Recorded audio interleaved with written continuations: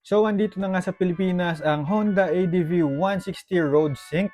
And here are the major changes na merong pagbabago or comparison kay Honda Road Sync versus kay standard version na ADV. First natin dyan is ang colorways. Merong dalawang colorways si Road Sync at tatlo naman kay standard version. Naka-white matte tayo dito and quartz brown kay Road Sync version, while color white, black, and green naman kay standard version. Naka-color gold na nga pala ang emblem ng ating Road Sync version, tapos silver naman kay standard version. Meron na rin pala tayong air scoop dito kay Road Sync version na wala kay standard version. Ang price nga pala ni Road Sync version is 174,900 pesos, while 167,400 pesos naman yung kay standard version. Ilalabas na nga pala dito sa Pilipinas si Honda Road Sync version ngayong February 2, 2026. And other than that, makikita mo yung full specs ng motorsiklong ito sa Red App ko. So, see you there. Pero bago mo tignan, ang tanong ko sa'yo,